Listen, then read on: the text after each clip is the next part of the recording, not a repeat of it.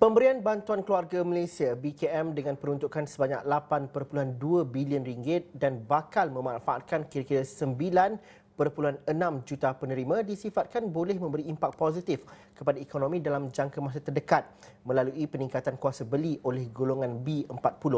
Bagaimanapun, Ketua Ekonomi Bank Islam Dr. Muhammad Afsan Nizam Abdul Rashid berpandangan kerajaan turut perlu memberi fokus kepada usaha mengurangkan jumlah penerima bantuan pada masa depan melalui penyediaan inisiatif lebih terangkum bagi meningkatkan daya saing rakyat termasuk dalam sektor pendidikan dan kesihatan.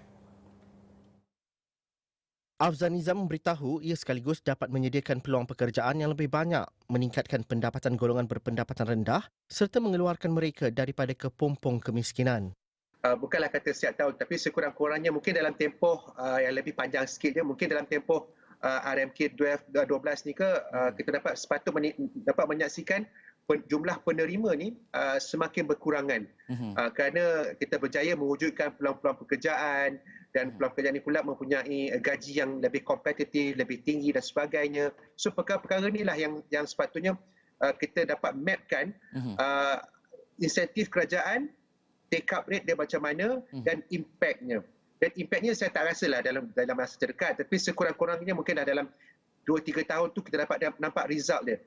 Afzan Nizam dalam pada itu berkata perkongsian maklumat yang lebih mudah dan tepat kepada rakyat amat penting untuk memastikan mereka memahami bahawa setiap sumber kerajaan adalah terhad dan ia sepatutnya digunakan ke tahap yang lebih baik agar dapat memberi impak ekonomi yang berpanjangan.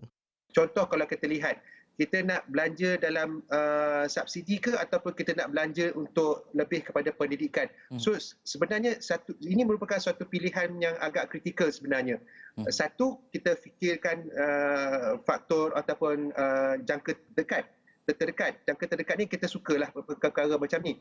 Tapi sedangkan pada masa akan datang kita perlu fikirkan generasi akan datang. Bagaimana mereka akan mendapat pekerjaan ataupun dapat melakukan perniagaan lebih baik. Jadi aspek pendidikan memerlukan bantuan ataupun peruntukan yang lebih. Jadi tapi impaknya kita tak dapat rasa dalam masa terdekat. Jadi suatu pertimbangan ni kita perlu terapkan dan kita perlu pastikan rakyat faham bahawa setiap pilihan tu ada dia mempunyai impak jangka masa panjang. Mengenai bantuan awal persekolahan yang dinaikkan daripada 100 kepada RM150 pula, Afzan Nizam berkata ia wajar kerana ia mengambil kira kos sara hidup.